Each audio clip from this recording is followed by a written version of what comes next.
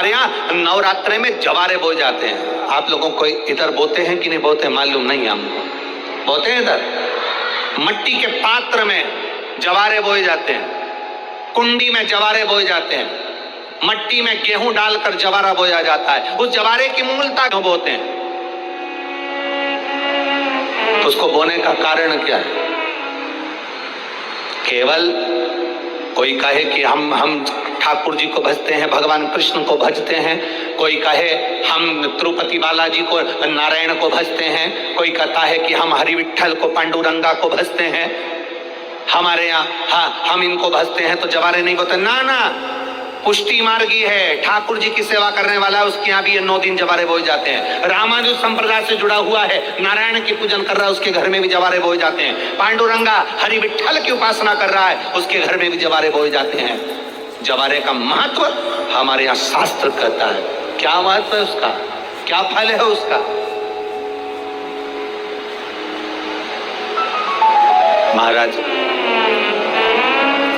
जब देवी माता ने दुर्गा भवानी को पंचायत में बुलाया गया, शिव पंचायत में मां दुर्गा बैठी हुई है, और शिव पंचायत में जब दुर्गा भवानी बैठी,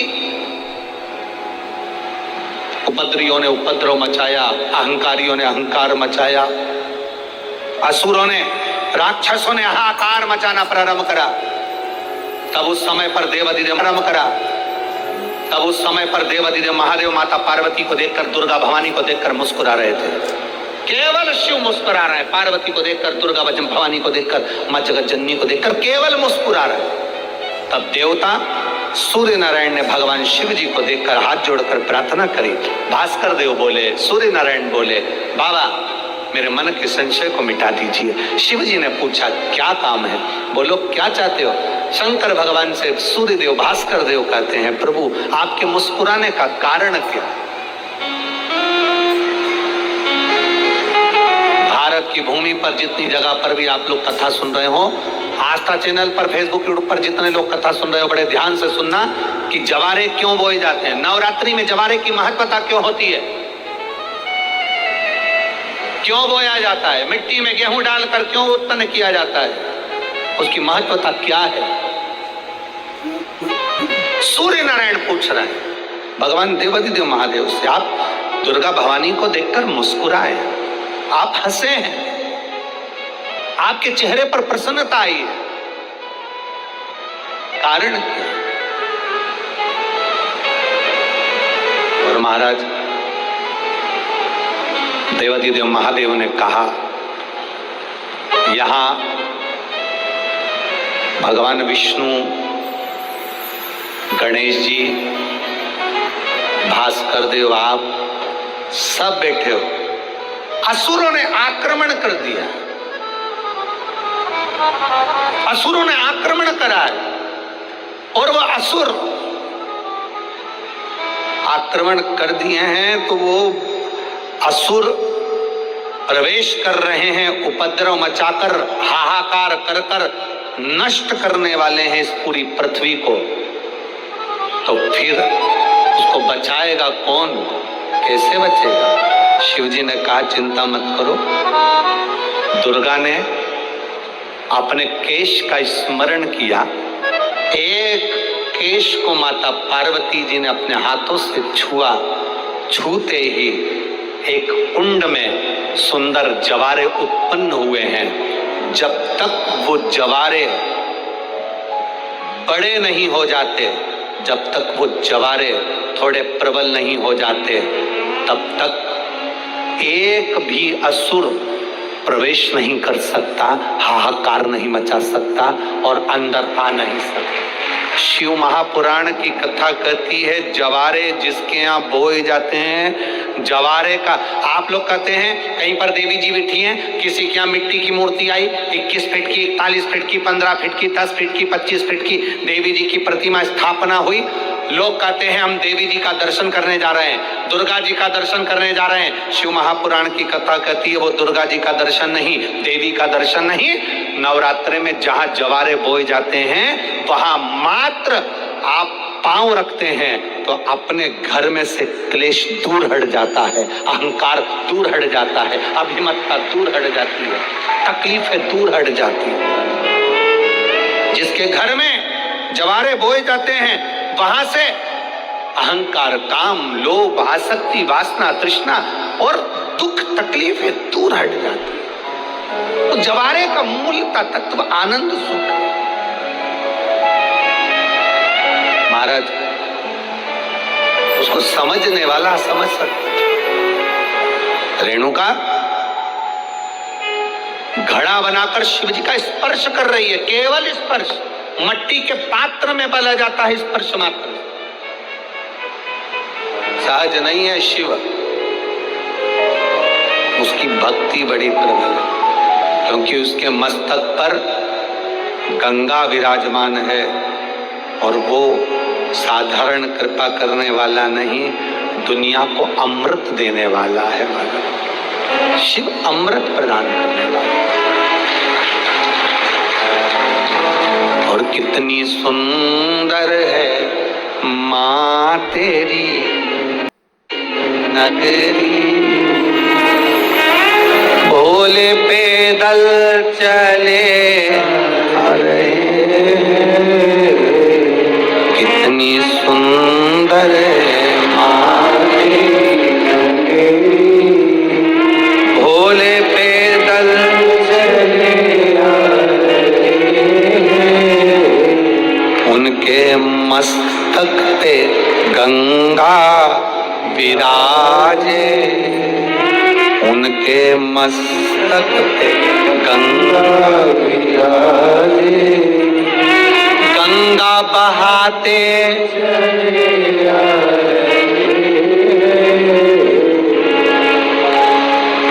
उसके सिर पर गंगा, और वो गंगा की बौछार करता है, वो गंगा बरसा देता है, वो गंगा बहा देता है, वो शिव तत्व है। की कृपा बिना न हिले एक भी अणु, लेते श्वास तेरी कृपा से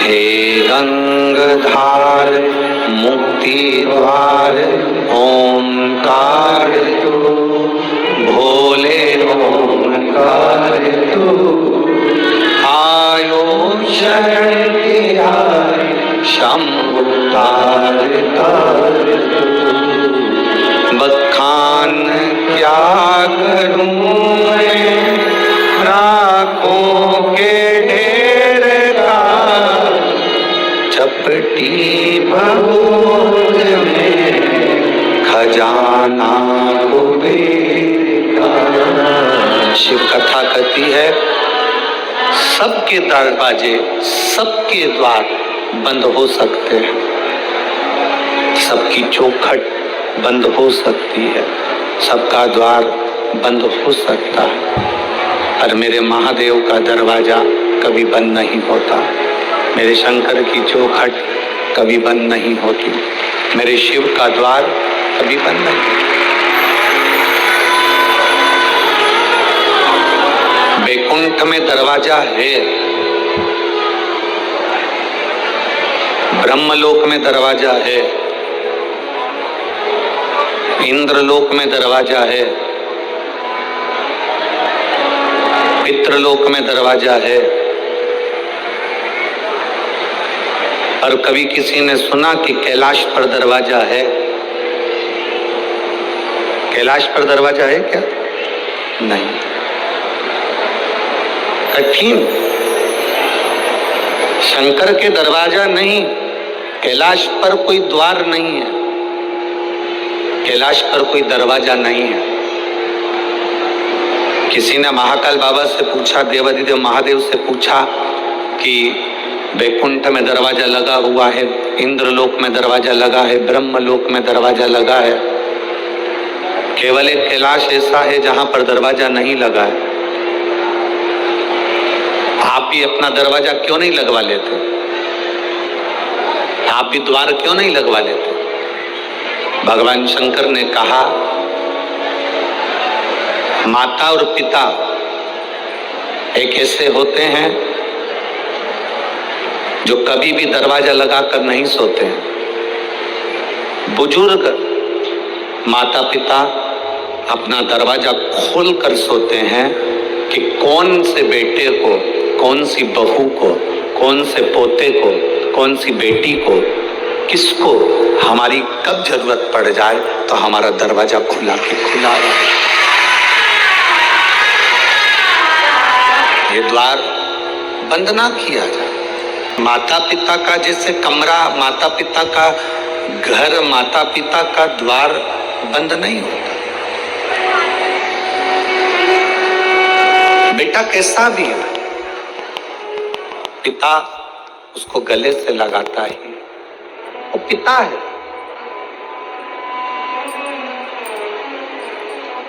एक पिता के दो पुत्र हैं। एक पुत्र ने कहा कि पिताजी मुझे तुम्हारे साथ में नहीं रहना है, मुझे मेरी जायदाद का हिस्सा दे दो। जायदाद का हिस्सा लेकर करेगा क्या? बर्बाद हो जाएगा। मत ले हिस्सा। नहीं नहीं, मुझे चाहिए। पिता ने जायदाद का हिस्सा दे दिया। अपनी प्रॉपर्टी के 3 हिस्से करे, एक अपने छोटे बेटे को, एक अपने बड़े बेटे को। एक हिस्सा पिता ने अपने पास में रखा। छोटा बेटा जायदाद का हिस्सा लेकर शहर चले गया।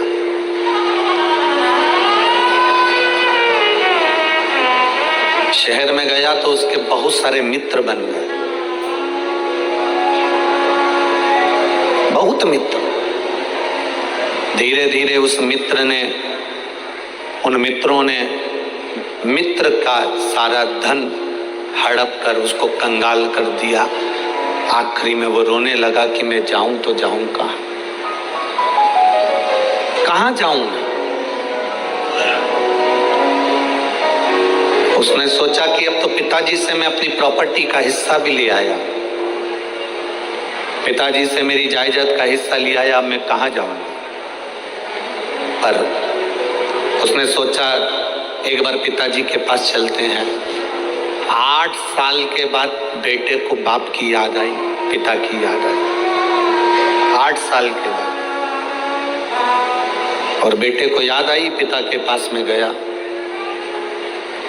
पिताजी खेत में काम कर रहे थे, फसल लगा रहे थे। बेटे ने देखा पिताजी फसल लगा रहे हैं। पिता की दृष्टि बेटे पर पड़ गई। पिता दोनों हाथ फैला लिया। बेटा आकर अपने पिता के गले से लग गया। बेटे ने कहा पिताजी मेरी पूरी प्रॉपर्टी सब समाप्त हो गई, मेरा धन पूरा चले गया, आप मुझे चिल्लाएंगे नहीं। पिता कहते हैं धन चले गया कोई बात नहीं, प्रॉपर्टी चली गई कोई बात नहीं, पर मेरा बेटा मेरे पास आ गया, इससे बढ़कर कोई धन नहीं, इससे बड़ा कोई सुकून नहीं जिंदगी का। मेरे भगवान देवाधिदेव महादेव का जो दरवाजा है एक पिता का दरवाजा है, मेरे शंकर का द्वार एक पिता का द्वार है। बेटा कैसा भी हो, बेटा किसी भी तरह का हो, तो भी मेरा शंकर, मेरा उघड़दानी, मेरा त्रिकालदर्शी, मेरा कैलाशी, मेरा अविनाशी, मेरा शिव उसको गले से लगा लेता है। अपने बेटे को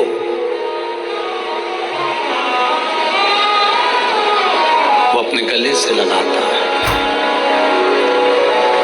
सारे दरवाजे बंद हो सकते हैं, सारे दरवाजे।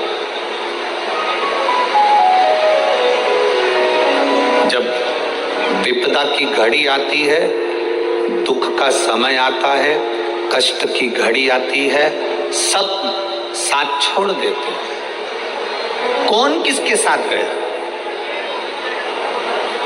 आपके मोहल्ले में अगर कोई मरा तो उसके साथ कोई दूसरा मरा, अरे बोलो तो जम के, नहीं हो सके नागपुर में फैशन हो, कोई मरा उसके साथ कोई दूसरा मरा, नहीं मरा। कोई जला तो उसके साथ दूसरा जला, नहीं। किसी का अंतिम संस्कार हुआ तो उसके साथ में कोई उसके परिचित ने कह दिया कि मुझे भी साथ में जला दो, नहीं, किसी के साथ कोई नहीं जाता। शमशान क्या है? दक्ष प्रजापति ने भगवान शंकर को श्राप दिया था कि मैं तुझे श्राप देता हूं कि तू शमशान में निवास करेगा। शमशान मेरे शंकर का घर है, वहां व्यक्ति देवाधिदेव महादेव के पास में जाता है। शंकर कहते हैं तू ये कभी मत सोचना कि तू अकेला है। जन्म हुआ, गर्भ में भी मैं था, इसलिए लोग कहते हैं कि अंदर पिंड जैसा बच्चा, पिंड मतलब पिंडी, पिंडी मतलब शिव। जन्म हुआ तब भी शिव था, तभी भी शिव। जन्म के समय पर भी शंकर है, और जन्म के हमारे प्राण जब छूटे, हमारी मृत्यु जब हुई, तब भी कोई हो ना हो, मेरा देवाधिदेव महादेव शमशान में तुम अकेले नहीं, मेरा शिव तुम्हारे साथ है, मेरा शंकर तुम्हारे साथ है।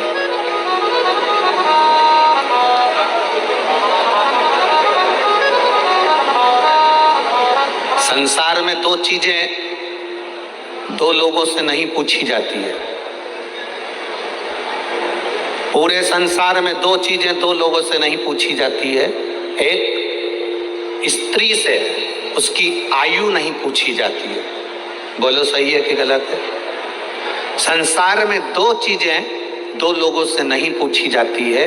एक, स्त्री से उसकी आयु नहीं पूछी जाती है, और दूसरा, पुरुष से उसकी आय नहीं पूछी। स्त्री से आयु नहीं पूछी, पुरुष से आय नहीं पूछी। क्यों नहीं पूछना चाहिए? क्योंकि स्त्री से आयु इसलिए नहीं पूछते क्योंकि स्त्री अपने लिए कभी नहीं जीती, स्त्री हमेशा दूसरों के लिए जीती। और पुरुष से उसकी आय नहीं पूछते। क्यों नहीं पूछते?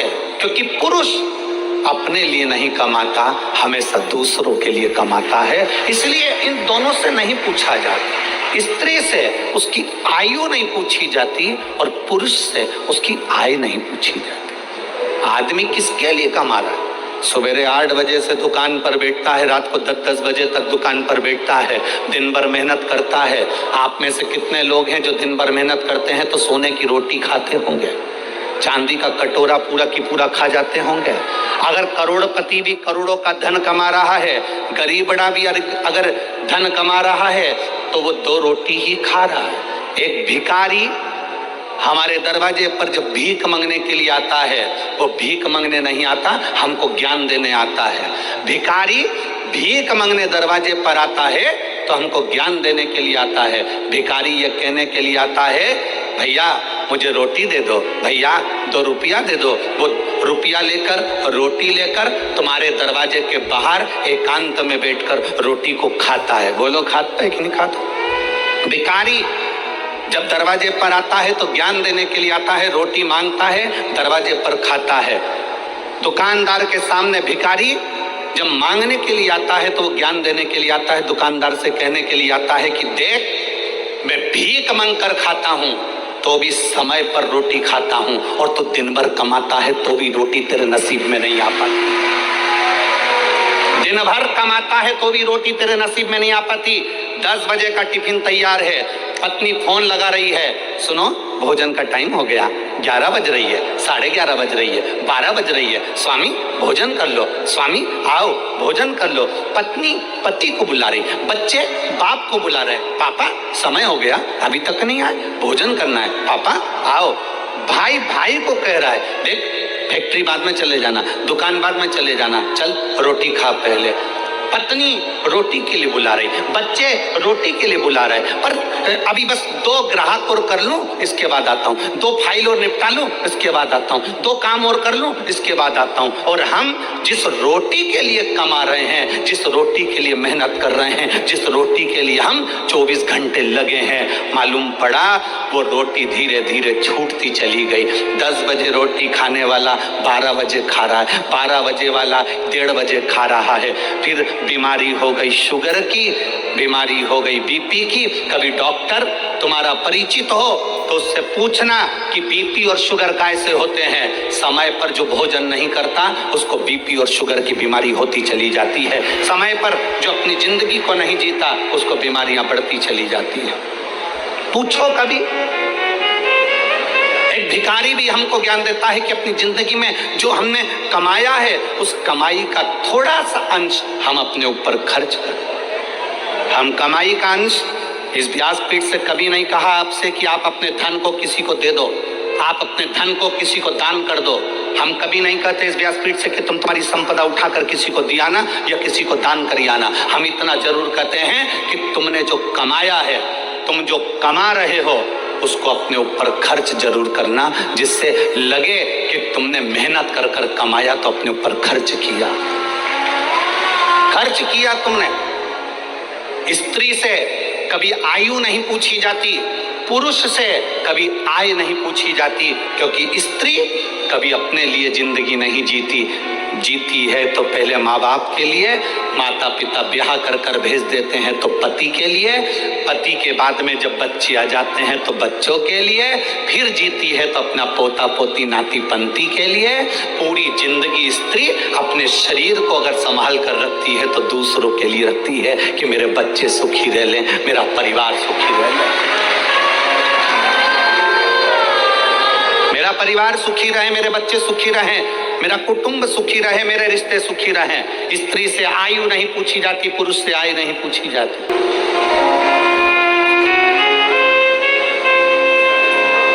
जो दूसरे के लिए जीता है उससे क्या पूछोगे? क्या पूछोगे?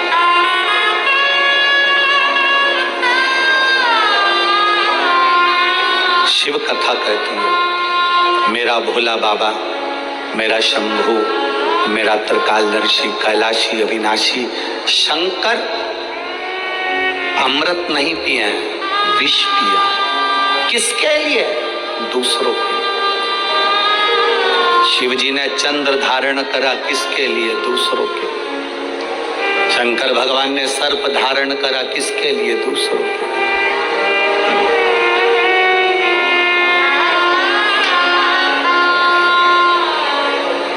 सर्वे भवन्तु सुखी। अपने लिए क्या रखा? क्या रखा?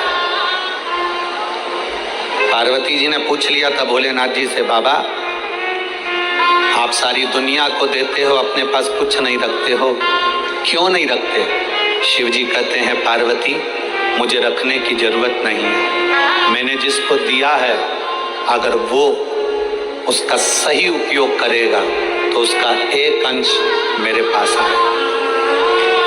अगर उसने सही उपयोग करा तो उसका एक अंश मेरे पास में आएगा, मेरे करीब में पहुंचेगा। अगर वो सही उपयोग कर रहा है तो।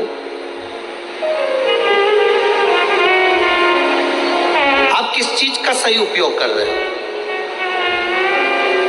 नयन दिए मेरे धर्म बाबा ने दर्शन करने के लिए, इन नेत्रों से हम दिन भर अपने मोबाइल को, अपनी टीवी को देखते रहते हैं। श्रवण दिए भगवान ने कथा को सुनने के लिए, हम इससे कथा श्रवण नहीं कर पाते। मुख दिया मेरे दातार ने भजन करने के लिए, हम भजन नहीं कर पाते। पांव दिए मंदिर तक जाने के लिए, हम जा नहीं पाते। हाथ दिए जनमानस की सेवा के लिए, हम सेवा नहीं कर पाते। शरीर का प्रयोग करा कहाँ? मुख का प्रयोग करा मदिरा पीने में, शराब के नशे में, गंदे नाली के पानी में। कान का प्रयोग करा निंदा और चुगली और गाली सुनने में। नेत्रों का प्रयोग करा गंदी चीजें देखने में। पांव का प्रयोग करा गंदी जगह जाने में। हाथ का प्रयोग करा गंदी वस्तुओं को छूने में। हमने प्रयोग करा क्या?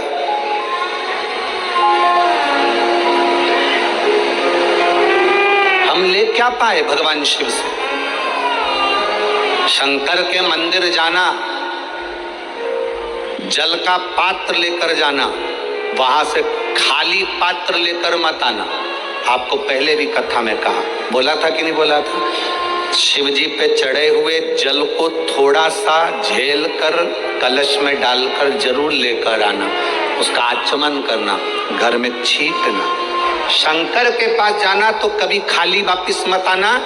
शिव कथा कहती है अगर आप जल चढ़ाने नहीं भी गए, बिना लोटे के, बिना जल के, बिना बेलपत्र के, बिना धतूरे के, बिना शमी पत्र के, बिना चावल के दाने के भी आप शंकर के पास अगर पहुंच गए हो तो शंकर आपको कभी खाली नहीं भेजता, वो झोली भर कर ही भेजता।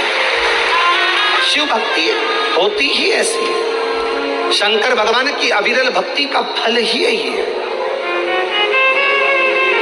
शंभु शरणे पड़े मांगो घड़ी रे,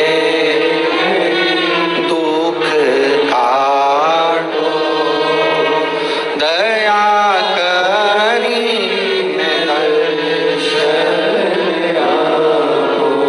शिव कथा कहती है भगवान की शरणागति के करीब में जब हम जाएं तो हम भगवान से कुछ मांगे चाहे ना मांगे, वो दिल से देता जरूर है, दिल से देता। आप लोगों से एक बात पूछे क्या, जवाब दोगे? अरे बोलो तेरे नागपुर वालों, पक्का? ठीक है। तुम्हारी आर्थिक स्थिति ठीक है, तुम्हारी आर्थिक स्थिति ठीक हो,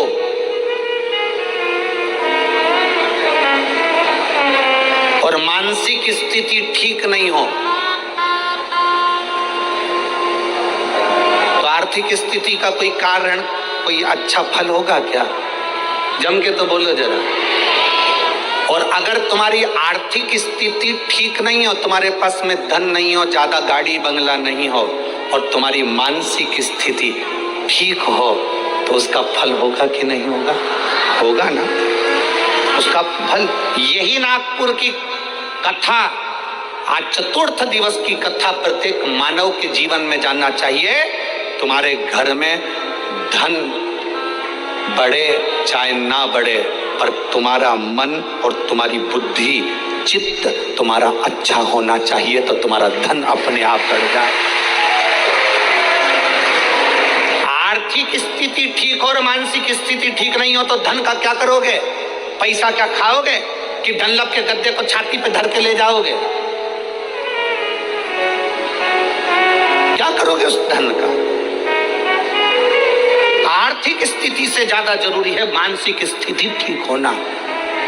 मन ठीक नहीं है, दिमाग ठीक नहीं है, बुद्धि ठीक नहीं है, चित्त ठीक नहीं है, तो करोड़ों का धन अलमारी में भरा रहे तो उसका मतलब क्या है? क्या मतलब?